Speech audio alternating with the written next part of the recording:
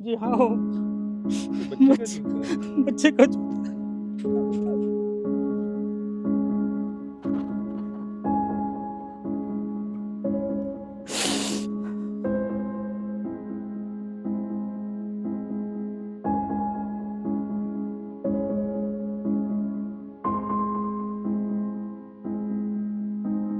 हाँ, अभियान नहीं दिखाई दे रहा मुझे, कहाँ पे गया अभियान? तो वाइफ़ ने बोला यहीं खेल रहा है बस वो। चलो फिर मैं बैठ गया। पता नहीं उस दिन मेरे दिल में वैसे ही बड़ा छटपटाहट सी मची, मैंने कहा अभियान दिखाई नहीं दे रहा। क्योंकि मैं घर पे आता तो बच्चा मेरे लिए गेट खोलता है। अब जब मुझे बोला चाबी लाने के लिए भाग के गया, मैं चाबी लेके आया तो वहाँ से उन्होंने बच्चे को गोदी में लेके आए। जब बच्चे का पैर मेरे हाथ पे ऐसे रखा, क्योंकि वो जल्दबाज़ी में बच्चे को ऐसे रखा, पैर मेरे हाथ पे रखा, बस में डर लग गया मुझे। मेरे को लग गया बॉडी ठंडी हो गई, मतलब मेरा दिल उस टाइम काम किया था। और डॉक्टर जितनी कोशिश कर सकता था कोशिश की, तो जो भी उनका तरीका होता है। और मेरे को जब उसको बेड पे लेटाया, कोई सेंसेशन नहीं, हाथ में कुछ भी नहीं। मेरे को लग गया बच्चा मेरे लिए फालतू।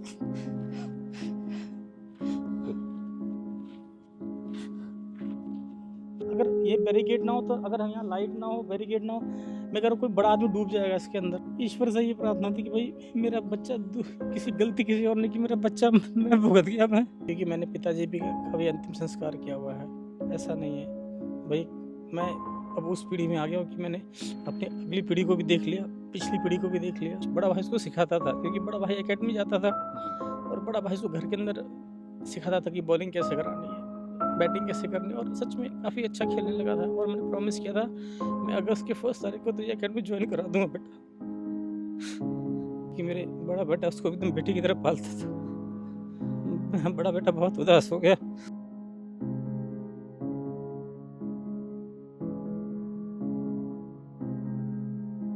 नमस्कार, मेरा नाम है आर्यन मिश्रा और आप देख रहे हैं द रेड माइंड। इस वक्त हम ग्रेटर नोएडा की कलाधाम सोसाइटी में हैं। वही सोसाइटी जहां देश के मशहूर, नामी, जाने माने, अवार्ड विनिंग आर्टिस्ट ही घर खरीद सकते हैं। यहाँ पर तमाम बड़े आर्टिस्ट जैसे बिरजू महाराज के परिवार के लोग, राजन साजन मिश्र उनके परिवार के लोग, कई और भी नामी लोग हैं, उनके घर हैं। ये सोसाइटी का नॉर्म है कि उनके अलावा कोई यहाँ पर घर खरीद ही नहीं सकता है। इस सोसाइटी में एक 6 साल की बच्चे की डूब कर मौत हो गई इस गड्ढे में। ये गड्ढा प्राधिकरण ने खुदवाया था, इसका टेंडर पास हुआ था, ठेकेदार का नाम था मनोज जैन। लेकिन इसकी जिम्मेदारी किसकी थी?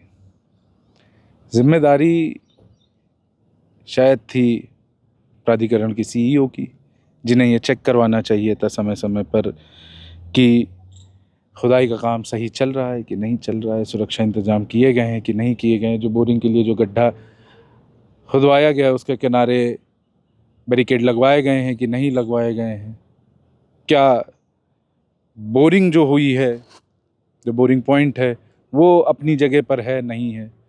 हालांकि अभी रिपोर्ट सामने आई है कि जिसमें 3 जल बोर्ड के अधिकारियों पर जिम्मेदारी तय की गई है, आरोप तय हुए हैं कि गलती उनकी है, उनकी लापरवाही के चलते ये घटना हुई है। और इसको जो इसकी रिपोर्ट जो ऊपर सौंपेंगे वो ग्रेटर नोएडा विकास प्राधिकरण के सीईओ के थ्रू ही होकर जाएगी, जिन्हें ये सुनिश्चित करते रहना चाहिए था कि यहाँ पर उस जो सुरक्षा इंतजाम है वो सही तरीके से हैं कि नहीं हैं। शायद उन्हीं की लापरवाही रही होगी जिसके चलते ठेकेदार अपनी मनमानी करता रहा, बोरिंग पॉइंट बदला गया। ये रिपोर्ट में सामने भी आया है, हम रिपोर्ट का स्क्रीनशॉट स्क्रीन पर चस्पा कर दे रहे हैं, आप देखिए। 6 साल का अभियान, जिसके पिता स्कल्पचर आर्टिस्ट हैं, केंद्रीय विद्यालय में टीचर हैं, वाइस प्रिंसिपल भी हैं, रोज़ 78 किलोमीटर दूर, करीब यहाँ से रोहिणी, ग्रेटर नोएडा से रोहिणी अप डाउन करते हैं। एक तरफ का 78 किलोमीटर पड़ता है, दोनों तरफ आना जाना उनका करीब 140-150 किलोमीटर। 2 बच्चे हैं उनके, बड़ा बेटा क्रिकेट खेल रहा है, छोटा वाला अभियान जो है 6 साल का था जिसकी डूबकर मौत हुई है, उसको भी क्रिकेट का बहुत शौक था। वो क्रिकेट खेलने ही शाम को 6:30 बजे निकला था, शनिवार की बात है। कीचड़ था यहाँ पर, उसका पैर फिसला और गड्ढे में जा गिरा, ऐसा इलाके के लोगों ने बताया है। और फिर उसके बाद क्या हुआ इसको लेकर हम उनके पिता से बात करेंगे, जानेंगे कि प्रशासन की तरफ से क्या उन्हें आश्वासन दिया गया है, किस कार्रवाई से कितना खुश हैं और उनकी क्या मांगे हैं, क्या डिमांड्स हैं, उनका मैसेज क्या है। क्योंकि हमने युवराज मेहता के पिता को देखा ही किस तरह से उनके सामने उनके बेटे की मौत हुई, और अब एक 6 साल का बच्चा। चलिए बात करते हैं। जब हम यहाँ पर आए तब उस वक्त एसडीएम और एडीएम शिवान यादव से, जो अभियान के पिता हैं, उनसे मिलने पहुँचे थे। हमने उनसे बातचीत करने की कोशिश करी अब, लेकिन उन्होंने कहा कि हम जवाबदेह नहीं हैं, तो हम अभी जवाब नहीं दे पाएंगे, आप इसके जवाब प्राधिकरण से मांगिए। स्क्रीन पर आप वो क्लिप देख सकते हैं। मामले पर क्या कार्रवाई हो रही है, हालांकि जो ठेकेदार है उन्हें गिरफ्तार कर लिया गया है। ये जो कार्रवाई हो रही है प्राधिकरण किस तरह से हो रही है, जी इसलिए इसमें इस पूरे प्रकरण का लेटेस्ट अपडेशन जी प्राधिकरण से ही है ना। हम क्योंकि प्राधिकरण ही इस पूरे मामले का देख रहा है, वो प्राधिकरण के किसी अधिकारी से आप पूछें, है ना। आप जवाब दे नहीं है। नहीं, आप जवाब दे क्या है प्रशासन की तरफ से, ये प्राधिकरण के एफआईआर भी हो गई, विवेचना चल रही है इसके बारे में। क्या लेटेस्ट अपडेट है वो पुलिस बता पाएगी, प्राधिकरण। जी, ठीक है। आपके पास मतलब इसकी अथॉरिटी नहीं है, मतलब मैं नहीं। ये जानना चाह रहा हाँ हूँ। हाँ, इस पूरे प्रकरण के संबंध में मुझे नहीं कहना, क्योंकि इसमें पुलिस अपना काम कर रही है, प्राधिकरण अपनी कार्रवाई कर रही है। ठीक है ना। हमने तो प्रशासन के तौर पर, प्रशासन के रूप में आज एडीएम सर हम भी आए थे उस दिन रात में, जो अगले दिन भी आए, तो परिवार, पीड़ित परिवार के साथ मिलने आए थे ADM सर। तो अभी तक आप लोगों की तरफ से क्या कार्रवाई की गई है, जहाँ पर खुद तो जांच बिठाई गई होगी आपकी तरफ से? प्राधिकरण जाँच ऑलरेडी प्राधिकरण ही बैठा है जी। तो उसमें हो रहा है। ठीक। 25 तारीख की बात है सर, और मैं शाम को यहाँ पे घर पे पहुँचा, तो वाइफ मेरी अंदर थी, तो मैं जस्ट अंदर गया, चेयर पे बैठ गया आराम से। मैंने पूछा कि हाँ अभियान नहीं दिखाई दे रहा मुझे, कहाँ पे गया अभियान? तो वाइफ ने बोला यहीं खेल रहा है बस वो।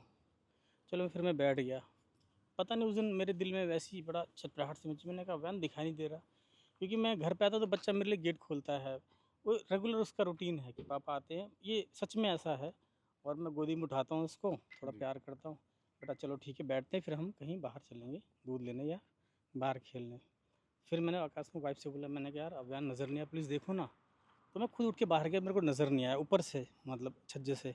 फिर मैं नीचे आया, मैंने कहा यार अभियान दिख नहीं रहा मुझको, देखो ना प्लीज़ देखो ना। तब तक फ़ोन आ गया प्रभा के पास, देखो कुछ दिक्कत हो गई है। उसने क्या फ़ोन पे सुना, हम दौड़ के पीछे से भाग के आए यहाँ पे। तो वहाँ पे दोस्त थे मेरे, हरमीत और एक शैलेश भाई ने जोर से बोला आप जाके गाड़ी की चाबी ले आओ। मेरी वाइफ वहाँ पहुँच गई, मेरे को लग गया कुछ गड़बड़ हुआ है। अब जब मुझे बोला चाबी लाने के लिए, भाग के गया, मैं चाबी लेके आया, तो वहाँ से उन्होंने बच्चे को गोदी में लेके आए, और हरमीत ने शायद डूब के पैर से अपने बच्चे को खींचा है ऐसे करके। वो भी बेचारा डेंजर में था, निकाला बच्चे को यहाँ से, बच्चे को ऐसे अपनी गोदी में लाए। मैंने गाड़ी यहीं खड़ी की थी, तुरंत स्टार्ट की, तो वाइफ ने तुरंत गोदी में बच्चे को लिया, रखा मेरे मतलब मैं सीट पे था, उसके बगल में वाइफ थी। बच्चे का पैर जब मेरे हाथ पे ऐसे लगा ना, जब बच्चे का पैर मेरे हाथ पे ऐसे रखा, क्योंकि वो जल्दबाजी में बच्चे को ऐसे रखा, पैर मेरे हाथ पे रखा, बस में डर लग गया मुझे। मेरे को लग गया बॉडी ठंडी हो गई, मतलब मेरा दिल उस टाइम काम किया था। और मेरे को लगा मेरा बच्चा पता नहीं क्या हो गया, मैंने डर के मारे उसका हाथ पकड़ा, हाथ में कोई सेंसेशन नहीं हो रही थी। मैं गाड़ी तेज़ी से जल्दी से, जो मेरे होश में था, बचाते हुए मैं मैं समझता हूँ 5-6 मिनट के अंदर यहाँ से मैं इटारत पहुँच गया। वहाँ पे गया, तुरंत इमरजेंसी में बच्चे को भर्ती कराया, उन्होंने लिटाया बच्चे को, और डॉक्टर जितनी कोशिश कर सकता था कोशिश की, तो जो भी उनका तरीका होता है। और मेरे को जब उसको बेड पे लेटाया, कोई सेंसेशन नहीं, हाथ में कुछ भी नहीं। मेरे को लग गया मेरा बच्चा मेरे लिए फालतू।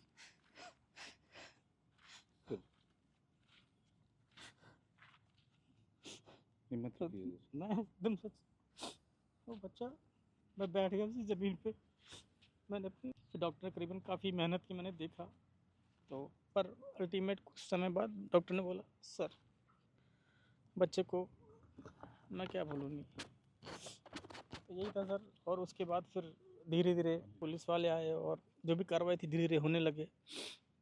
फिर अब ये लगा कि अथॉरिटी की लापरवाही है, तो फिर अब केस करने की बात थी, तो फिर चाहे अब मैंने एक दिन पहले शनिवार को जब ये हादसा हुआ, जस्ट मैं एक दिन पहले मैं दूध लेने गया था शाम को, तो मैं बाहर निकला, इतनी बड़ी मशीन थी। मैंने RW में भी फ़ोन किया, मैंने कहा इतनी बड़ी मशीन क्या हो रहा है?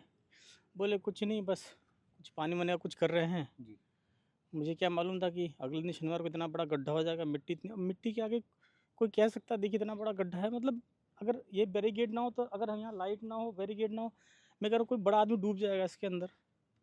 ये गड्ढा है। जी हाँ, ये गड्ढा है ये। तो मैं सोचिए इसमें अगर आप भी जाएंगे ना, मैं कह रहा हूँ आप तैर नहीं सकते, इतने इसमें इतना कीचड़ है, इतना मट्टी है, एक पैर मारेंगे फंस आप धंस जाएंगे उसमें। और बच्चा गिरा हुआ, बच्चा तो बच्चा है, वो तो बचने के लिए प्रयास तो करेगा। अब अब मैं जब पोस्टमार्टम देखता हूँ, तो पोस्टमार्टम में रेत वही सब भर गया सब, क्या वो बोलूँ। बच्चे का जूता है क्या? जी हाँ, वो तो बच्चे का जूता है। बच्चे का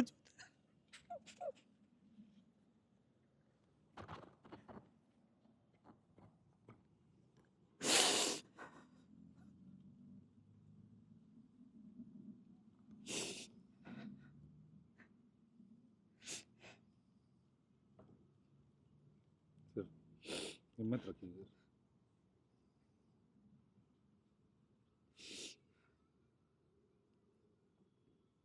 अपने बच्चे के लिए पोस्टमार्टम में भी गया, वहाँ पे मैं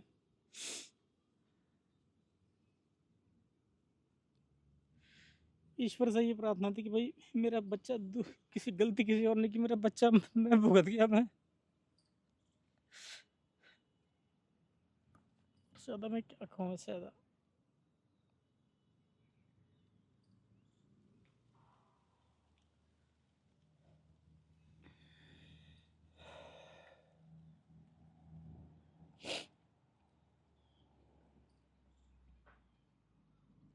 मुझे कभी उम्मीद नहीं थी कि ये गड्ढा शायद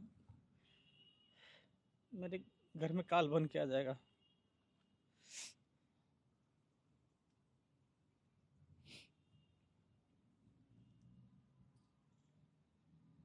अंतिम संस्कार में पुलिस वालों ने कुछ जोर जबरदस्ती करी थी, जल्दबाजी करवा दी, जल्दी अंतिम संस्कार करवा दिया, ऐसा कुछ हुआ था क्या सर? जी हाँ, क्योंकि मैंने पिताजी भी का भी अंतिम संस्कार किया हुआ है, ऐसा नहीं है भाई। मैं अब उस पीढ़ी में आ गया हूँ कि मैंने अपनी अगली पीढ़ी को भी देख लिया, पिछली पीढ़ी को भी देख लिया। वहाँ पे जल्दबाजी की। शमशान घाट में एक जगह होती है जहाँ पे पहले आप इंसान की बॉडी को रखते हैं, जो भी विधि विधान का कार्यक्रम होता है वो किया जाता है, रखा और उठा के बस सीधे वहाँ क्रेमेटोरियम में अंदर अंदर ले गए बस। आप लोगों को ले गए थे, आपको अंदर ले गए थे मैं सर? गया था अंदर, क्योंकि मेरे बड़े बेटे ने उसको अग्नि दी है। मैंने हाथ ज़रूर उसका रखा था, हाथ के ऊपर हाथ, लेकिन दायित्व, क्योंकि मेरे बड़ा बेटा उसको एकदम बेटे की तरह पालता था। मेरा बड़ा बेटा बहुत उदास हो गया कि बोले पापा क्यों जाना दिया उसको वहाँ पे। मैंने कहा बेटा मुझे पता तो मैं कभी नहीं जाता। बहुत प्यार करता था भाई, छोटे भाई से एकदम बेटी की तरह, दोनों में 6 साल का अंदर, बहुत प्यार करता था उसको, क्योंकि बचपन से गोदी में खिलाता है मेरे साथ उसको।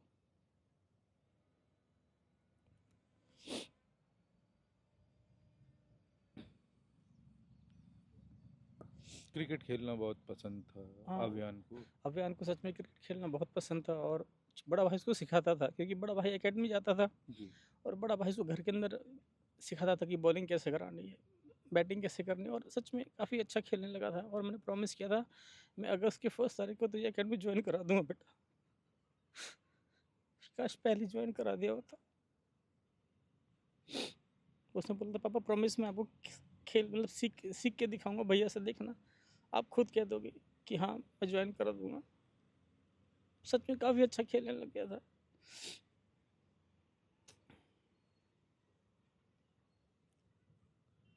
प्रशासन की लापरवाही है। ये यहाँ पर बोरिंग का काम हो रहा था, ये गड्ढा खोदा गया। अभी आपको यहाँ बैरिकेड दिख रहे होंगे, कॉशन के, वार्निंग के साइन दिख रहे होंगे, पुलिस बैरिकेड्स लगा दिए गए हैं। वो मशीन हालांकि वहाँ पर खड़ी हुई थी। हमने यहाँ पे लोगों से बात करी तो उन्होंने बताया कि यहाँ पर जिस दिन घटना हुई है उस दिन, ये आप घास देख रहे हैं ना, अभी इधर आप देखेंगे कोई घास नहीं दिखेगी, लेकिन घटना वाले दिन यहाँ पर इससे भी ऊंची ऊंची घास थी जिसमें ये गड्ढा देख पाना मुमकिन नहीं था। ठेकेदार को ये जगह भी नहीं बोरिंग के लिए कही गई थी, उसको कहीं और जगह बताई गई थी। ये अभी हम सर से बात करेंगे, सर ज़्यादा बेहतर से बता पाएंगे। लेकिन उसने, प्रशासन की लापरवाही रही है, ना ही इसमें कोई अधिकारी सर्वे करने के लिए आया है। ग्रेटर नोएडा विकास प्राधिकरण की लापरवाही, जिसके सीईओ एनजी सुरेश हैं। कोई जांच नहीं हुई, कुछ नहीं हुआ। यहाँ पर ठेकेदार ने अपनी मनमानी करके यहाँ पर गड्ढा खोद दिया, गड्ढा खुला छोड़ दिया, कोई सुरक्षा मानक नहीं, कुछ नहीं, ना किनारे बैरिकेड, ना किसी तरह का साइन बोर्ड, ना यहाँ पर बताया गया। किसी सोसाइटी वाले को ये तक इल्म नहीं था, पता नहीं था, ना उन्हें इत्तला करी गई कि यहाँ पर ये गड्ढा खोदा गया है, उसमें पानी भरा हुआ है, उसके आसपास अपने बच्चों को मत भेजिए, यहाँ खतरा है। और प्रशासन की इसी लापरवाही की भेंट बेचारा 6 साल का अभियान चढ़ गया। हालांकि ठेकेदार को गिरफ्तार किया गया है, जलपोर्ट के 3 अधिकारियों पर भी आरोप तय किए गए हैं और ऊपरी लेवल पर अब मामले की जो फाइल है, जो रिपोर्ट है, वो ग्रेटर नोएडा विकास प्राधिकरण के सीईओ के थ्रू ही होते हुए जाएगी, जिनकी जिम्मेदारी थी यहाँ पर समय समय पर ऑडिट कराना, ये देखना कि बोरिंग का काम जो टेंडर दिया गया था वो सही जगह पर उसका काम चल रहा था, नहीं चल रहा था। ठेकेदार मनोज जैन अपनी मनमानी उन्होंने करी और यहाँ पर उन्होंने बोरिंग का काम कर दिया जहाँ जगह भी नहीं अलॉट करी गई थी। ये इस सोसाइटी की पार्किंग नंबर 1 है। हालांकि इसके अलावा 3 और पार्किंग हैं जहाँ पर टाइल्स, जैसे आप इंटरलॉकिंग देख रहे हैं, ऐसे ही इंटरलॉकिंग के टाइल्स हटा दिए गए हैं। हालांकि गड्ढा नहीं हुआ है वहाँ पर अभी, लेकिन टाइल्स हटाए गए हैं। लेकिन वहाँ पर उन्होंने जो है बोरिंग का काम नहीं किया, बोरिंग का काम उन्होंने यहाँ आके किया। अब इसकी वजह क्या थी वो तो जांच रिपोर्ट के बाद ही पता चल पाएगा। हालांकि अभी सर से बात करते कि उनको अभी तक ऊपरी अधिकारियों से क्या कुछ बताया गया है। सर, जांच हुई, अधिकारियों से कुछ बात हुई है आपकी अभी तक? बस मैंने यही जो सुना है थोड़ा बहुत कि भाई जो दोषी यहाँ पे ठेकेदार होंगे उन पे कार्रवाई की गई है। क्योंकि मैं तो पर्सनली किसी का अच्छे से नाम भी नहीं जानता कि जी। किसके अंडर में काम हो रहा था, कौन था। जी। बस मुझे यही है कि हाँ पे उचित कार्रवाई की जा रही है बस, और मुझे इसके बारे में इतनी ज़्यादा जानकारी नहीं है। अभी आपकी सर प्रशासन से क्या मांग है? इसमें आपके जो RWA सेक्रेटरी हैं उनका भी कुछ रोल था, ऐसी बात सामने आई है सर। मैं तो सिर्फ, क्या होता है, अगर मुझे नहीं पता कि भाई कि कैसे उनको इतनी बड़ी मशीन लाने के अंदर परमिशन मिल गई और इतना बड़ा गड्ढा कैसे कर दिया। कम से कम अगर जो आसपास के यहाँ पे लोग हैं या कुछ भी हो, कम से कम इतला तो करनी चाहिए कि भई डेंजर जोन है, गड्ढा किया जा रहा है, इतना बड़ा गड्ढा किया जा रहा है। मतलब कुछ तो हमें बताते, हम भी तो अलर्ट रहते कम से कम। दूर से अगर आप देखेंगे ढेर ऐसा लगता है एकदम मिट्टी पूरी खड़ी कर दी है। मतलब दूर से वहाँ जहाँ लोग रहते हैं वहाँ से कोई देख नहीं सकता इस गड्ढे को। रात में एक तो यहाँ लाइटें नहीं होती थी, अंधेरे में कोई भी ऐसे फ़ोन पे बात करता जाए तो गिर पड़ेगा, कोई पता नहीं चल सकता यहाँ पे। ये बैरिकेडिंग कब लगाई गई? ये ये घटना के बैरिकेडिंग ठीक बाद? ये बैरिकेडिंग लगाई गई है रात में शायद 2:30 या 3 बजे के आसपास। 2:30-3 बजे। घटना शाम 6:30 बजे की है। हाँ हाँ, ये है। तो ये सब लगे। अब भाई RW को, भाई उनसे क्या था, मतलब बात हुई अथॉरिटी से क्या नहीं, किस काम को लेके गया, ये तो उनसे पूछने पर पता चलेगा मुझे। एटलीस्ट ये बता दो दे कि भाई इतना बड़ा काम हो रहा है और इन इन चीज़ों को थोड़ा सा आपको सतर्क रहना है। या मतलब इतने सारे लोग यहाँ पे हैं जो भी, एक बार इतना बड़ा काम होने के बाद भी देख तो लें भाई काम सही से हो भी रहा है कि नहीं हो रहा है। जी। और सबसे बड़ी चीज़ ये पार्किंग है। लोग यहाँ पर गाड़ियाँ लगाकर उतरते हैं और अपने घर के लिए यहाँ से पैदल जाते हैं, जी जी और जी। उस पार्किंग में ये गड्ढा इतना बड़ा खुला छोड़ देना, ये बहुत बड़ी मान लीजिए लापरवाही अंधेरे है। में हम ही लोग ऐसे पार्किंग में हैं, वॉक कर रहे हैं, मतलब कोई भी गिर सकता था इसमें, कोई भी गिर सकता है। मतलब अंधेरे में तो मैं कह रहा हूँ पता ही नहीं चला कि इतना, और पानी की गहराई क्या देख के कोई बता नहीं सकता कितना गहरा होता है पानी। कम से कम इन्फॉर्म तो करे, कोई तो करे। और अगर यहाँ काम शुरू हुआ तो कम से कम थोड़ा सर्वे तो हो कि हाँ काम सही से हो भी रहा है कि नहीं हो रहा, कुछ भी नहीं है।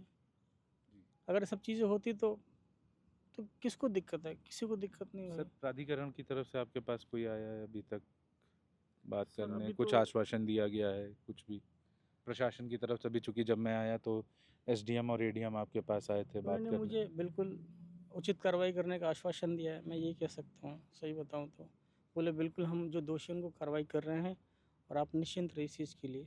मैंने कहा ठीक है। अभी तक जो गिरफ्तारियां हुई आप सहमत हैं उससे? देखिए, ये तो समय के हिसाब से चीज़ जैसे जैसे परत खुलेगी तब मुझे भी समझ में आएगा कि कौन सही मायने में दोषी, कौन लोगों की कमियां है, फिर पता चलेगा। अब ऐसे तो देखिए क्या है कि हमें तो ये भी नहीं पता कि टेंडर किसके नाम है, कौन ठेकेदार है, सब क्लियर मुझे खुद कुछ नहीं पता। हाँ, मैं तो बस मुझे एसडीएम साहब ने आश्वासन दिया हूँ, मैं तो बस ये सोच के कि ठीक है, मैं मतलब मैं उम्मीद पे हूँ कि मुझे न्याय मिलेगा, बस मैं यही कह सकता हूँ, है ना। और मैं तो ये यही है कि न्याय मिलेगा, प्लस कि ईश्वर ना करे कि, मैं सच कह रहा हूँ कि किसी का भी बच्चा इस ऐसे हादसों में कभी चला जाए। बहुत दुख होता है कि बाप के सामने बच्चा चला जा रहा है। ये ग्रेटर नोएडा की कलाधाम सोसाइटी की पार्किंग नंबर 3 है, बोर्ड सामने आपको दिख रहा है। उसी पार्किंग में हमने जैसे आपको पार्किंग नंबर 1 में वो गड्ढा दिखाया जहाँ 6 साल के मासूम आव्यान की डूबकर जान चली गई, ये वैसा ही एक गड्ढा खोदने की तैयारी थी। हालांकि आप जो अधिकारी हैं, जो इंजीनियर्स हैं, उनका दावा है कि यहाँ पर जो मिट्टी है उसके चलते जो टाइल्स हैं, ये इंटरलॉकिंग वाले जो टाइल्स हैं, ये शेप में नहीं आ रहे थे, ये उखड़ने लगे थे, तो इस वजह से उन्होंने ये गड्ढा खोदा। लेकिन कई लोग हैं जो ये दावा कर रहे हैं आसपास के इलाके के कि ये गड्ढा, ये टाइल्स हटाई गई थी, पहले यहाँ पर गड्ढा खोदा जाना था, लेकिन किसी दबाव के चलते या फिर कोई ऊपरी प्रेशर रहा था जिसके चलते यहाँ पर नहीं, ठेकेदार ने पार्किंग नंबर 1 में वो गड्ढा खोद दिया। वहाँ पर उसने अपनी मनमानी करी और इसकी जानकारी ऊपर अधिकारियों को नहीं दी गई, ऐसे आरोप लग रहे हैं। और वहाँ पर अभी हमने जैसे कि आपको घटनास्थल दिखाया ही कि वहाँ पर गड्ढा खुदा हुआ है, उसमें पानी भरा हुआ है, जिसमें आव्यान की डूबकर मौत हो गई। सर अब आगे क्या डिमांड है? हालांकि जो ठेकेदार थे उनको गिरफ्तार कर दिया गया, जल बोर्ड के 3 अधिकारियों पर जो है आरोप लगाए गए हैं, उन पे उनकी गिरफ्तारी हुई है। आगे क्या डिमांड है सर? मेरी बस यही है कि समय अनुसार जो भी दोषी हैं उन पे उचित कार्रवाई की जाए और जल्द से जल्दी, जैसे फास्ट ट्रैक कोर्ट्स होते हैं उनमें मामला जाए और इनका जल्दी से निवारण किया जाए, और ताकि भविष्य में ऐसा किसी और बच्चों के साथ ना हो। क्योंकि आपने देखा है एक बच्चे का जो मुझे ध्यान में सेक्टर 150 में भी हुआ है, युवराज मेहता वाला? हाँ युवराज मेहता, वो बच्चा अपने फादर के सामने ही डूब गया। तो मैं चाहता हूँ कि जितना जल्दी कार्रवाई होगी उतना बेहतर होगा। मेरी तो यही बस डिमांड है प्रशासन से, और मैं क्या बोलूँ बस। मतलब आप चाह रहे हैं कि जो गिरफ्तारियां हुई हैं उन पर जल्द से जल्द कार्रवाई हो, जी हाँ बिल्कुल। आरोप तय हो, आरोप के बाद जिनकी- उन्हें जो दोषी हैं उनको जी, दोषी जी। करार दिया जाए, मामला फास्ट ट्रैक कोर्ट में जाए, जी जी जी। और जो जिम्मेदार अधिकारी हैं उनको भी, उनसे भी जवाबदेही तय करवाई जाए। जवाबदेही की बिल्कुल करनी चाहिए भाई। भाई ड्यूटीज़ जिन की ड्यूटीज़ हैं उनकी जवाबदेही होनी चाहिए भाई। किस तरह की गलतियाँ होनी नहीं चाहिए और ना हो आगे, ताकि हम जैसे लोगों को इस पीड़ा से गुजरना पड़ता है। क्या बताएं बस। ये ठीक है। तो ये आव्यान के पिता थे शिवान यादव। बताया कि बेटा किस तरह से बड़े होकर क्रिकेटर बनना चाहता था, उसकी क्रिकेट में रुचि थी। आज 30 जुलाई है, 2 दिन बाद 1 अगस्त। 1 अगस्त को वादा था कि क्रिकेट एकेडमी में उसका दाखिला कराया जाएगा। बड़ा भाई पहले से क्रिकेट एकेडमी जाता है, छोटे भाई की भी उसमें रुचि थी, बड़ा भाई उसे सिखाता था क्रिकेट। लेकिन सिस्टम की लापरवाही ने सब छीन लिया, सारे सपने छीन लिए। अभी भी वो जूता वहाँ पर जो पड़ा है वो गवाही देता है सिस्टम की लापरवाही की, बताता है चीख चीख कर कि किस तरह से इन लोगों ने उस ठेकेदार की लापरवाही ने, उन अधिकारी की लापरवाही ने, जिन्होंने यहाँ पर आकर ये चेक नहीं कराया कि किस तरह से सुरक्षा मानक तय किए गए हैं, आसपास जो गड्ढा खोदा गया उसमें बैरिकेडिंग लगवाई गई है नहीं लगवाई गई है, गड्ढे में पानी क्यों भरा गया है, ये सब जो चेक नहीं हुआ, जो सुरक्षा मानक तय नहीं हुए, वो जूता चीख चीख कर गवाही दे रहा है। तो गलती आपकी है, दोषी आप हैं। पिता की मांग है कि मामला जल्द से जल्द फास्ट ट्रैक कोर्ट में जाए। एक केस हम लोगों ने बीते दिनों देखा ही था कि कैसे युवराज मेहता की अपने ही पिता के सामने गड्ढे में डूबकर मौत हुई। उसमें भी सुरक्षा मानक तय नहीं थे, जो बैरिकेडिंग लगाई जानी थी वो बैरिकेडिंग नहीं लगी थी, और आज अब ये। हालांकि जो अपडेट्स होंगे हम लाते रहेंगे, देखते रहिए द रेड लाइन।